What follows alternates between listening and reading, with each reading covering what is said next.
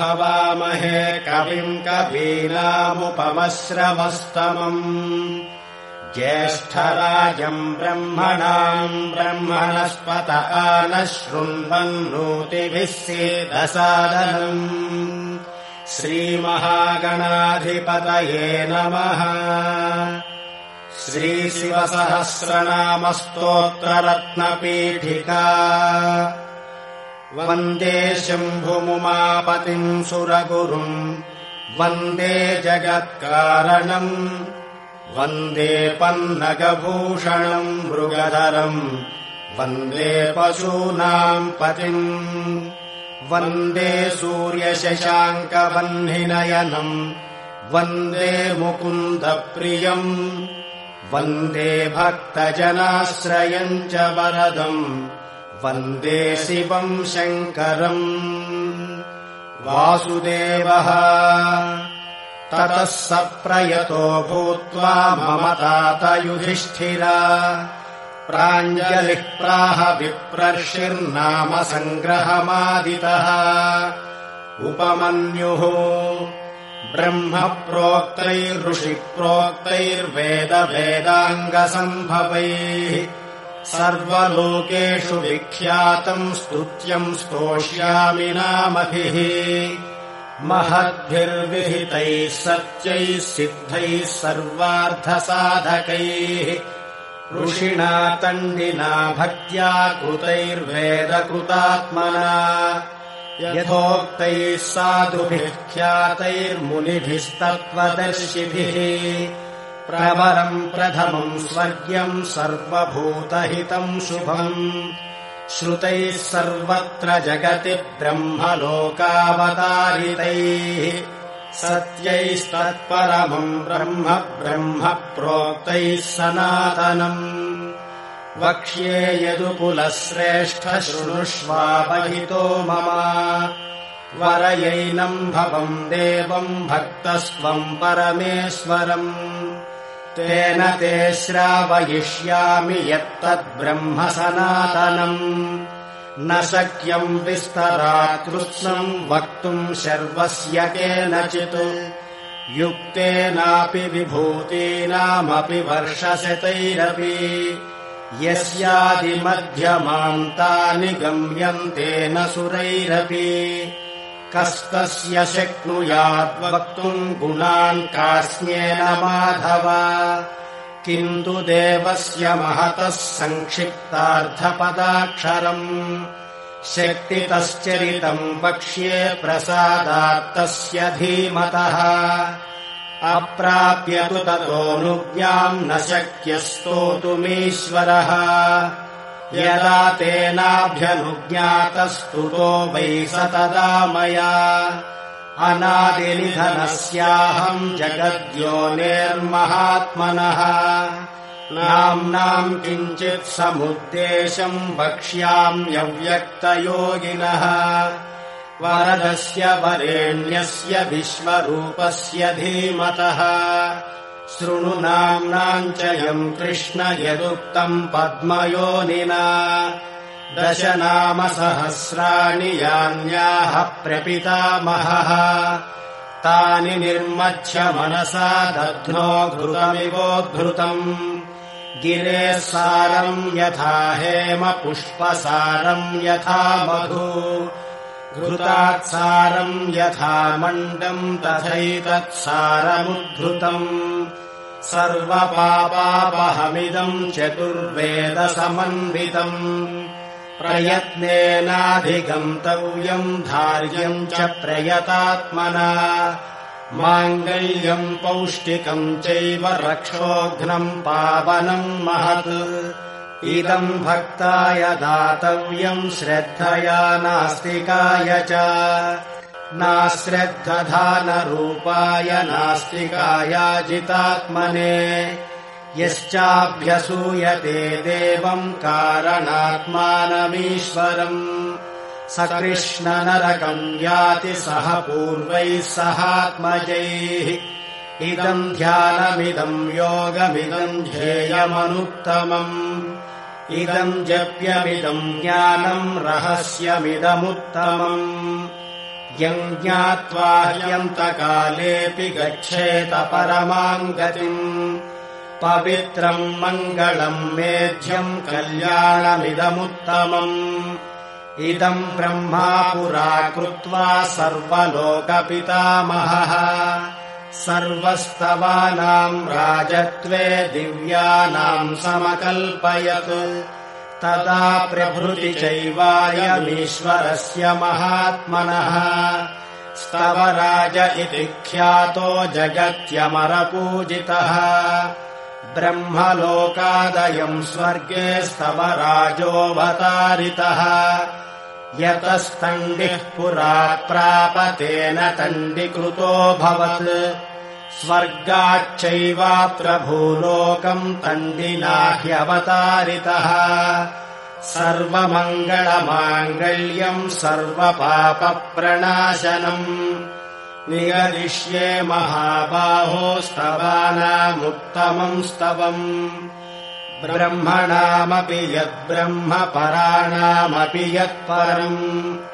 तेजसामपि यत्तेजस्तपसामपि यत्तपः शान्तानामपि यः शान्तो द्युतीनामपि या द्युतिः दान्तानामपि यो दान्तो धीमतामपि या च धीः देवानामपि यो देव ऋषीणामपि यः स्पृशिः यज्ञानामपि यो यज्ञः शिवानामपि यः शिवः रुद्राणामपि यो रुद्रः प्रभवतामपि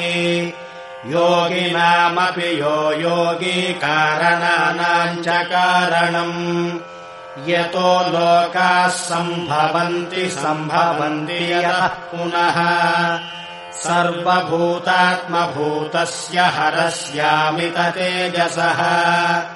अष्टोत्तरसहस्रम् तु नाम्नाम् सर्वस्य मे शृणु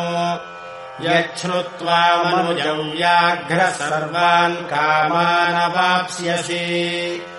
इति श्रीशिवसहस्रनामस्तोत्ररत्नपीठिका समाप्ता।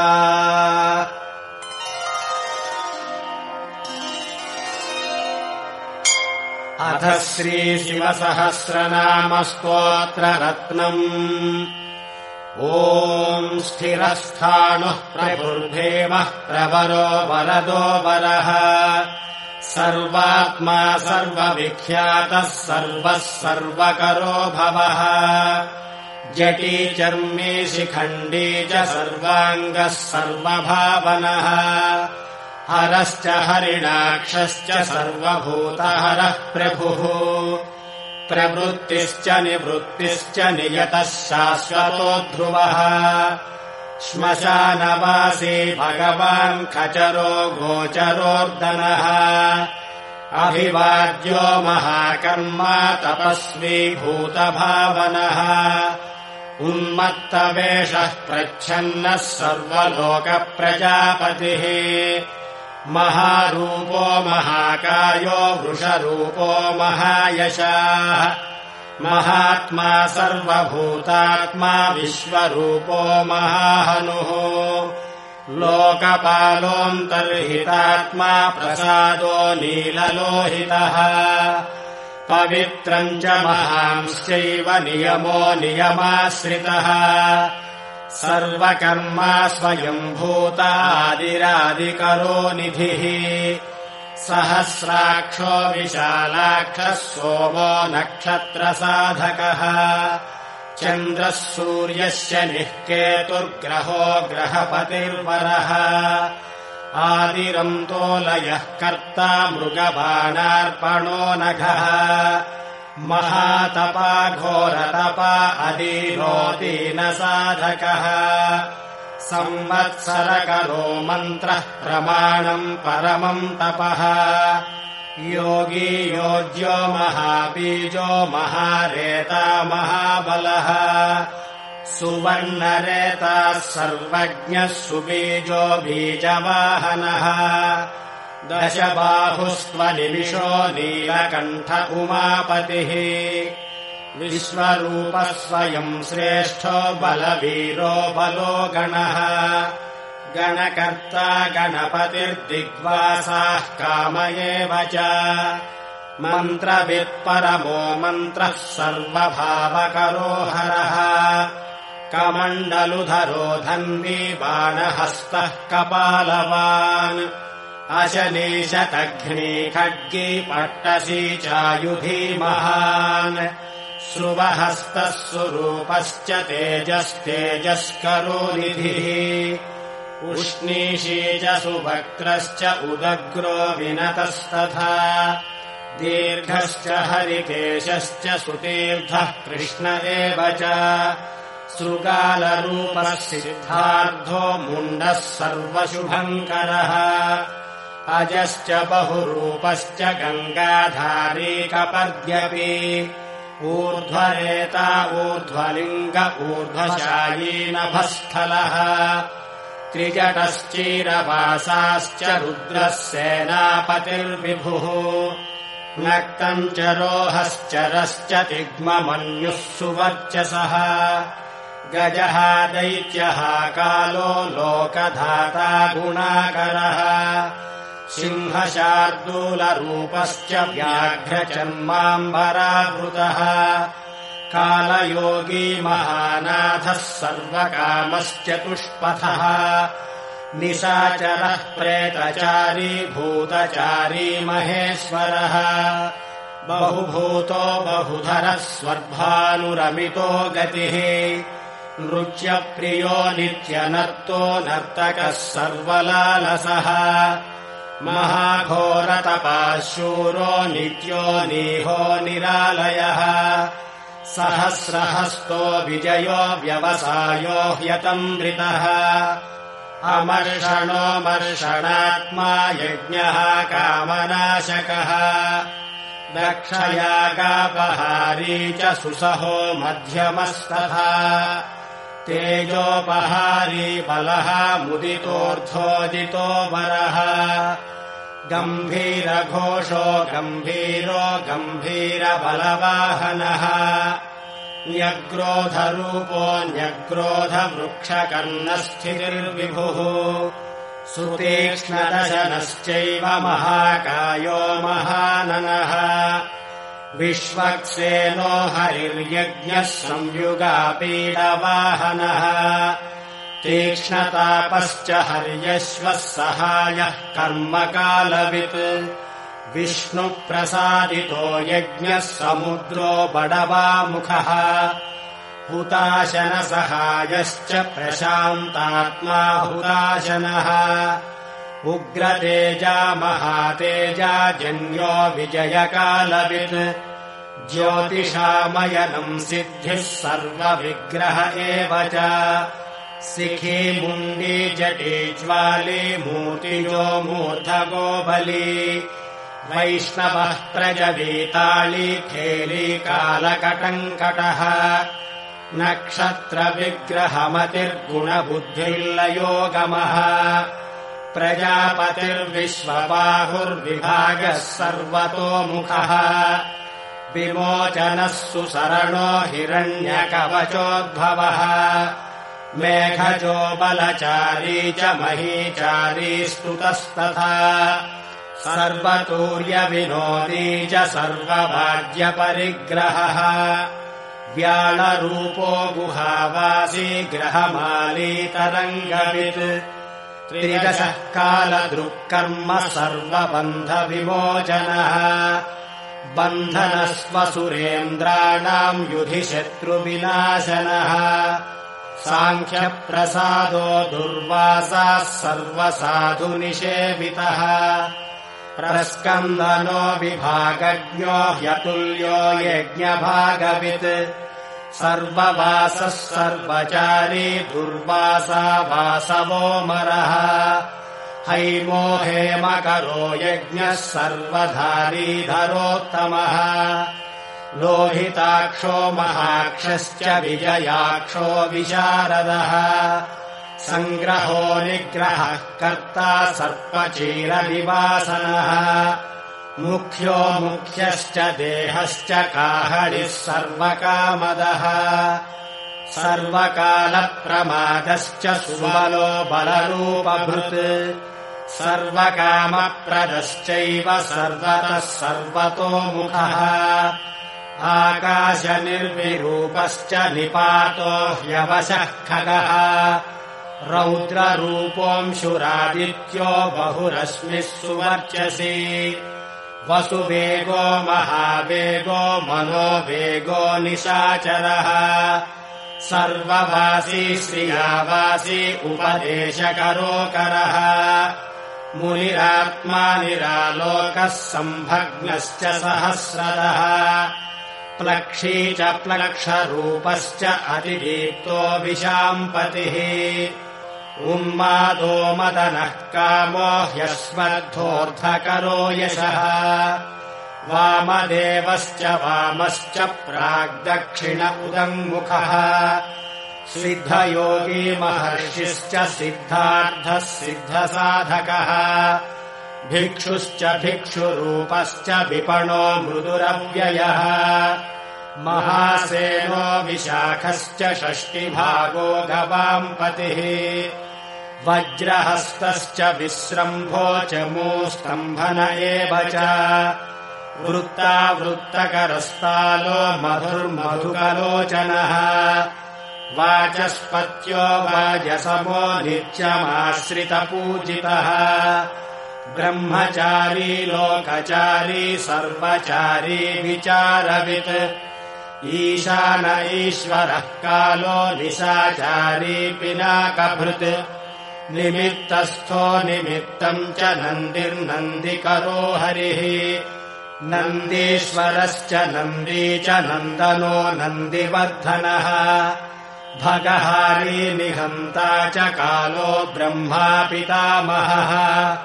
चतुर्मुखो महालिङ्गश्चारुलिङ्गस्तथैव च लिङ्गाध्यक्षः सुराध्यक्षो योगाध्यक्षो युगावहः बीजाध्यक्षो बीजकर्ता अध्यात्मानुगतो बलः इतिहासः सकल्पश्च गौतमोऽधनिशाकरः दम्भो ह्यदम्भो वैदम्भो वश्यो वशकरः कलिः लोककर्ता पशुपतिर्महाकर्ता ह्यनौषधः अक्षरम् परमम् ब्रह्म बलवान् शक्त एव च नीतिर्ह्यनीतिशुद्धात्मा शुद्धो मान्यो गतागतः बहुप्रसादः सुस्वप्नो दर्पणोऽधत्वमित्रचित् वेदकारो मन्त्रकारो विद्वान् समरमर्दनः महामेघनिवासी च महाघोरो वशीकरः अग्निज्वालो महाज्वालो ह्यतिधूम्रो हुतो हविः वृषभः शङ्करो नित्यम् वर्चस्वी धूमकेतनः नीलस्तथाङ्गलुब्धश्च शोभनो निरवग्रहः स्वस्तितः स्वस्तिभावश्च भागी भागकरो लघुः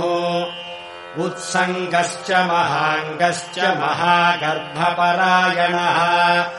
कृष्णवर्णः सुवर्णश्च इन्द्रियम् सर्वदेहिनाम् महापादो महाहस्तो महाकायो महायशाः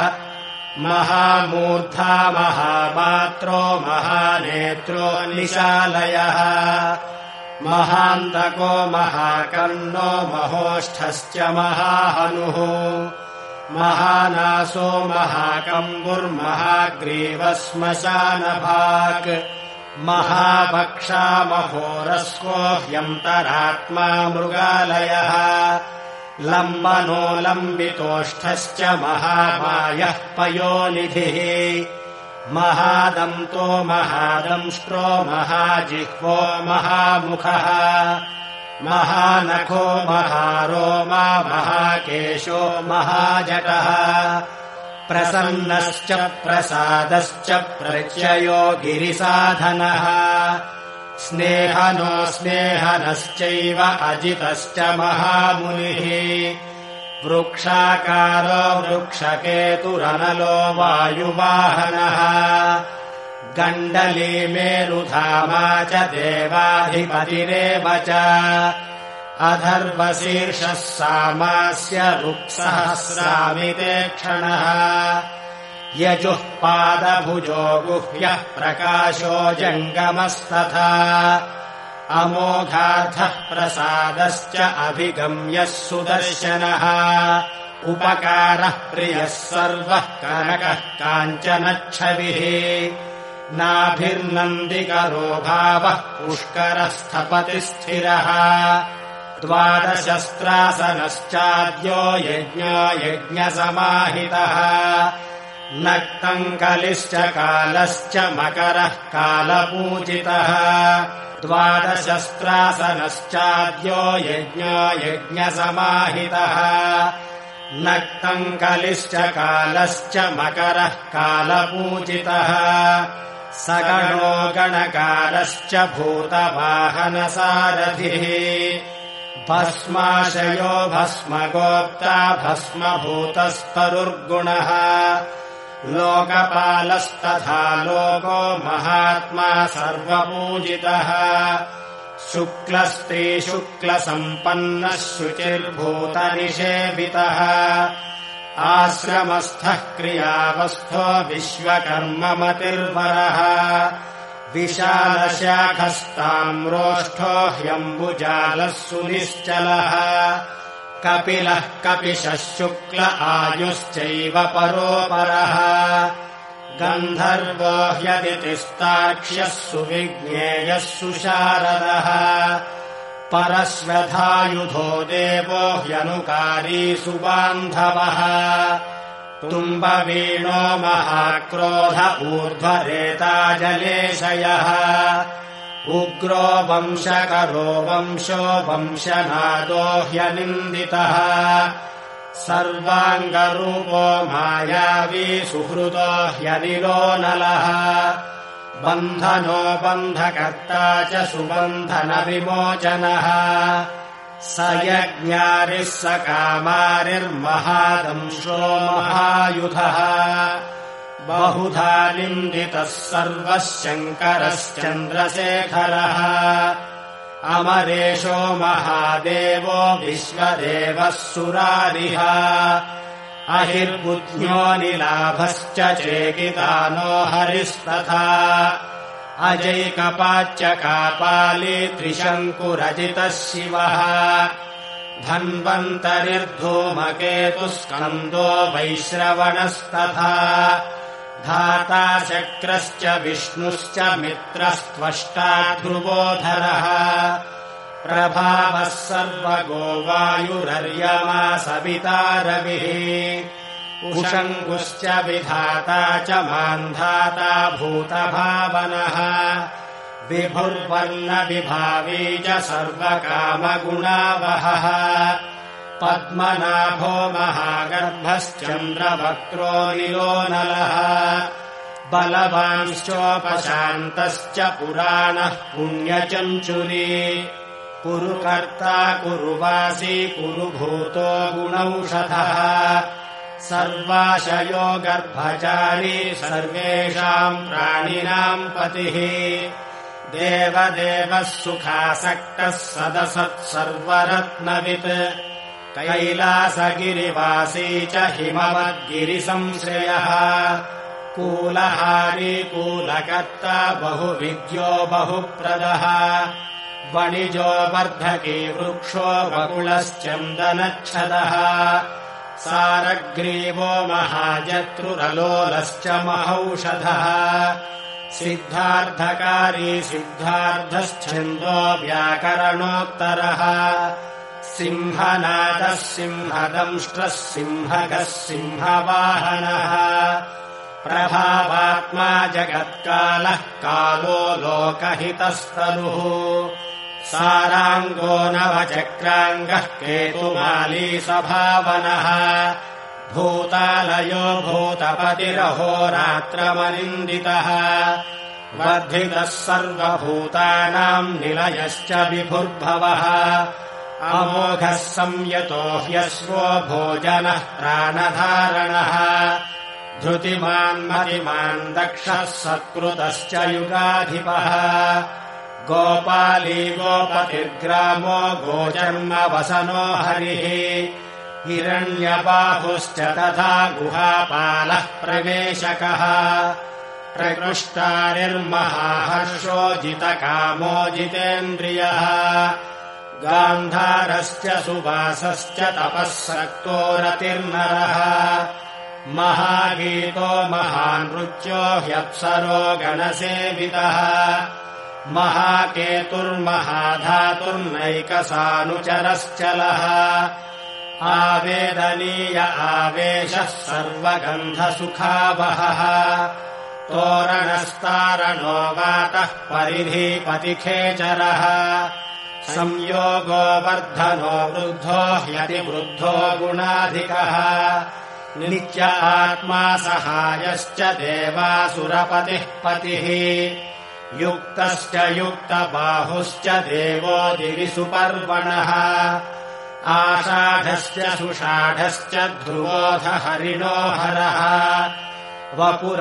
वपुरावर्तमानेभ्यो वसुश्रेष्ठो महापथः शिरोहारी विमर्शश्च सर्वलक्षणलक्षितः अक्षश्च रथयोगी च सर्वयोगी महाबलः समाम्नायो समाम्नायस्तीर्थदेवो महारथः निर्जीवो जीवनो मन्त्रः शुभाक्षो बहुकर्कशः रत्नप्रभूतो रक्ताङ्गो महान्नवनिपानवित् मूलम् विशालो ह्यमृतो व्यक्ताव्यक्तस्तपोनिधिः आरोहणोऽधिरोहश्च शीलधारी महायशाः सेनाकल्पो महाकल्पो योगो योगकरो हरिः युगरूपो महारूपो महानागहनो वधः न्यायनिर्वहणः पादः पण्डितो ह्यचलोपमः बहुमालो महामालः शशीहरिसुलोचनः विस्तारो लवणः कूपस्त्रियुगः सफलोदयः त्रिनेत्रश्च विषण्णाङ्गो मणिविद्धो जटाधरः बिन्दुर्विसर्गः सुमुखः शरः सर्वायुधः सहः निवेदनः सुखाजातः सुगन्धारो महाधनुः गन्धसाली च भगवानुत्थानः सर्वकर्मणाम् मन्थानो बहुलो वायुः सकलः सर्वलोचनः तलस्तालः करस्थाली ऊर्ध्वसंहननो महान्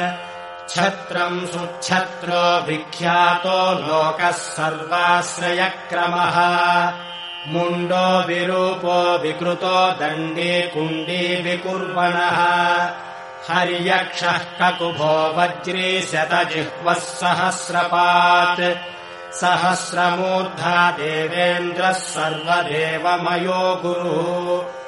सहस्रबाहुः सर्वाङ्गः शरण्यः सर्वलोककृत्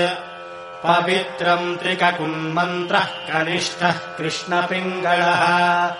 ब्रह्मदण्डविनिर्माता शतघ्नीपाशशक्तिमान् पद्मगर्भो महागर्भो ब्रह्मगर्भो जलोद्भवः गभस्तिर्ब्रह्मकृद्ब्रह्म ब्रह्मविद्ब्राह्मणो गतिः अनन्तरूपश्चैकात्मा तिग्मतेजः स्वयम्भुवः ऊर्ध्वगात्मा पशुपतिर्वातरम्भा मनोजवः चन्दनी पद्मनाडाग्रः सुरभ्युत्तरणो नरः कर्णिकारमहास्रग्वी नीलमौळिः पिनाकभृत् उमापतिरुमाकान्तो जाह्नवी भृदुमाधवः वरो वरार्हो वरदो वरेण्यः सुमहास्मरः महाप्रसादो दमनः शत्रुः श्वेतपिङ्गळः प्रीतात्मा परमात्मा च प्रयतात्मा प्रधानधृत् सर्वपार्श्वमुखस्त्र्यक्षो धर्मसाधारणो वरः चराचरात्मा सूक्ष्मात्मा अमृतो गोवृषेश्वरः साध्यर्षिर्वसुरादित्यो विवस्वान् सवितामृतः व्यासः सर्गस्तु सङ्क्षेपो विस्तरः पर्ययो नरः ऋतुः संवत्सरो मासः पक्षः सङ्ख्या समापनः कलाकाष्ठालवामात्रा मुहूर्ताः च क्षणाः विश्वक्षेत्रम् प्रजाबीजम् लिङ्गमाद्यः सुनिर्गमः सरसव्यक्तमव्यक्तम् पिता माता पितामहः स्वर्गद्वारम् प्रजाद्वारम् मोक्षद्वारम् त्रिविष्टपम् निर्वाणम् ह्लादनम् चैव ब्रह्मलोकः परागतिः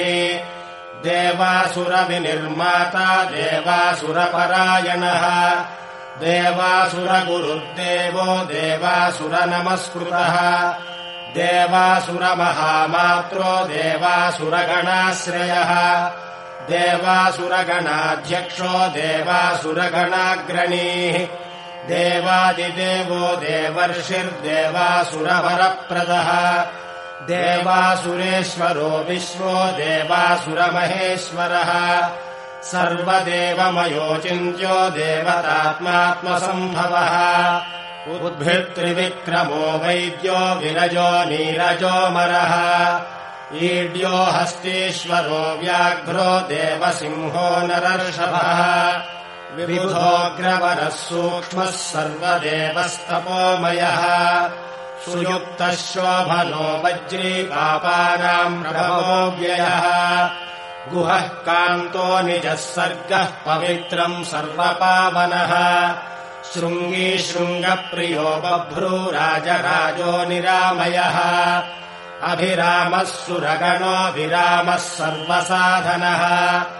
ललाटाक्षो विश्वदेवो हरिणो ब्रह्मवर्चसः स्थावराणाम् पतिश्चैव नियमेन्द्रियवर्धनः सिद्धार्थः सिद्धभूतार्थो चिन्त्यः सत्यव्रतः शुचिः व्रताधिपः परम् ब्रह्म भक्तानुग्रहकारकः विमुक्तो मुक्ततेजाश्च श्रीमान् श्रीवर्धनो जगत् यथा प्रधानम् भगवानिति भक्त्या स्तुतो मया यन्न ब्रह्मादयो देवा विदुस्तत्त्वेन नर्षयः स्तोतव्यमर्च्यम् वन्द्यम् च कस्तोष्यति जगत्पतिम् भक्त्या त्वेवम् पुरस्कृत्य मया यज्ञपतिर्विभुः ततोऽभ्यनुज्ञाम् सम्प्राप्य स्तुतो मतिमताम् वरः शिवमेभिः स्तुवम् देवम् नामभिः पुष्टिवर्धनैः नित्ययुक्तः शुचिर्भूतः प्राप्नोत्यात्मानमात्मना एतद्धि परमम् ब्रह्म परम् ब्रह्माधिगच्छति ऋषयश्चैव देवाश्च स्तुवन्त्येतेन तत्पराः स्तूयमानो महादेवः स्तुष्यते नियतात्मभिः भक्तानुकम्पी भगवानात्मसंस्थाकरो विभुः तथैव च मनुष्येषु ये मनुष्याः प्रधानतः आस्तिकाः श्रद्धधानाश्च बहुभिर्जन्मभिस्तवैः भक्त्या ह्यनन्यमीशानम् परम् देवम् सनातनम् कर्मणा मनसा वाचा भावेनामिततेजसः शयानाजाग्रमाणाश्च व्रजन्नुपविशंस्तथा उन्मिषन्निमिषंश्चैव चिन्तयन्तः पुनः पुनः शृण्वन्तः श्रावयन्तश्च कथयन्तश्च ते भवन् स्तुवन्तः स्तूयमानाश्च पुष्यन्ति च रमन्ति च जन्मकोटिसहस्रेषु नानासंसारयोनिषु जन्तोर्विगतपापस्य भवे भक्तिः प्रजायते उत्पन्ना च भवे भक्तिरनन्या सर्वभावतः भाविनः कारणम् चास्य सर्वमुक्तस्य सर्वदा एतद्देवेषु दुष्प्रापम् मनुष्येषु न लभ्यते निर्विघ्ना निर्मला रुद्रे भक्तिरव्यभिचारिणी तस्यैव च प्रसादेन भक्तिरुत्पद्यते नृणाम् येन यान्ति पराम् सिद्धिम् तद्भावगतचेतसः ये सर्वभावानुगताः प्रपद्यन्ते महेश्वरम् प्रपन्नवत्सलो देवः संसारार्तान् समुद्धरेत् एवमन्येन कुर्वन्ति देवाः संसारमोचनम् मनुष्याणामृते देवम् नान्या शक्तिस्तपोबलम् इति तेनेन्द्रकल्पेन भगवान् सदसत्पतिः कृत्तिवासास्तुतः कृष्णतण्डिना शुभबुद्धिना स्तवमेतम् भगवतो ब्रह्मा स्वयमधारयत् गीयते च न बुध्येत ब्रह्मशङ्करसन्निधौ इदम् पुण्यम् पवित्रम् च सर्वदा पापनाशनम् योगदम् मोक्षदम् चैव स्वर्गदम् तोषदम् तथा एवमेतत्पठन्ते य एकभक्त्या तु शङ्करे या गतिः साङ्ख्ययोगानाम् व्रजन्ते ताम् गतिम् तथा स्तवमेनम् प्रयत्नेन सदा रुद्रस्य सन्निधौ अब्दमेकम् चरेद्भक्तः प्राप्नुयादीप्सितम् फलम् एतद्रहस्यम् परमम् ब्रह्मणो हृदि संस्थितम् ब्रह्मा प्रोवाच शक्राय शक्रः प्रोवाच मृत्यवे मृत्युः प्रोवाच रुद्रेभ्यो रुद्रेभ्यस्तण्डिमागमत् महता तपसा प्राप्तम् तण्डिना ब्रह्मसद्मनि तण्डिः प्रोवाच शुक्राय गौतमाय च भार्गवः वैवस्वताय मनवे गौतमः प्राह माधव नारायणाय साध्याय मनुरिष्टाय धीमते यमाय प्राह भगवान् साध्यो नारायणोऽच्युतः नाचिकेताय भगवानाह वैवस्वतो यमः मार्कण्डेयाय वार्ष्णेय नाचिकेतोऽभ्यभाषत मार्कण्डेयान्मया प्राप्तो नियमेन जनार्दन तवाह्यहममित्रघ्नस्तवम् दद्याम्ह्यविश्रुतम् स्वर्ग्यमारोग्यमायुष्यम् धन्यम् वेदेन संहितम् नास्य विघ्नम् विकुर्वन्ति दानवा यक्षराक्षसाः पिशाचायातु धाना वा गुह्यका भुजगा अपि यः पठेत शुचिः सार्थम् ब्रह्मचारी जितेन्द्रियः अभग्नयोगो वर्षम् तु सोऽश्वमेधफलम् लभेत् इति श्रीमन्महाभारते आनुशासनिकपर्वणि श्रीशिवसहस्रनामस्तोत्ररत्नकथनम् नाम सप्तदशोऽध्यायः श्रीशिवसहस्रनामस्तोत्ररत्नम् समाप्तम्।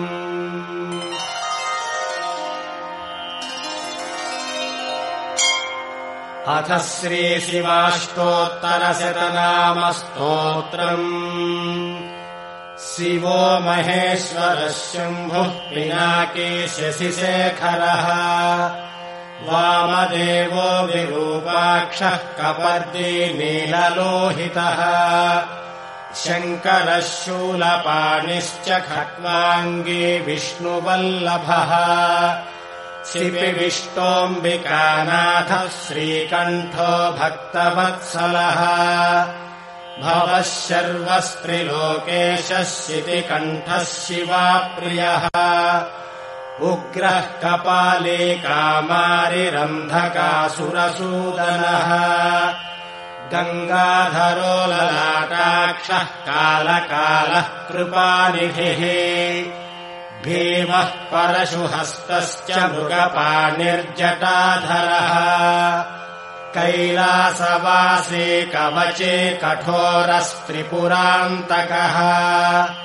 वृषाङ्को वृषभारूढो भस्मो धूलितविग्रहः सामप्रियस्वरमयस्त्रयी मूर्तिरनीश्वरः सर्वज्ञः परमात्मा च सोमसूर्याग्निलोचनः हविर्यज्ञमयः सोमः पञ्चवक्त्रः सदाशिवः विश्वेश्वरो वीरभद्रो गणनाथः प्रजापतिः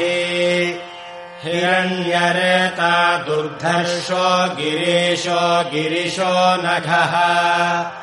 भुजङ्गभूषणो भर्गो गिरिधन्वा गिरिप्रियः कृत्तिवासाः पुरारातिर्भगवान् प्रमथाधिपः मृत्युञ्जयः सूक्ष्मतनुर्जगद्व्यापी जगद्गुरुः व्योमकेशो महासेन जनकश्चारुविक्रमः रुद्रो भूतपतिस्थाणुरहिर्बुध्न्यो दिगम्बरः अष्टमूर्तिरनेकात्मा सात्विकः शुद्धविग्रहः शाश्वतः खण्डपरशुरजः पाशविमोचकः मृडः पशुपतिर्देवो महादेवो व्ययो हरिः पूषदन्तभिदव्यग्रो दक्षाध्वरहरो हरः भगनेत्रभिदव्यक्तः सहस्राक्षः सहस्रपात् अपवर्गप्रदोऽनन्तस्तारकः परमेश्वरः एवम् श्रीशम्भुदेवस्य नाम्नामष्टोत्तरम् शतम् श्रीशिवाष्टोत्तरशतनामस्तोत्रम् सम्पूर्णम्।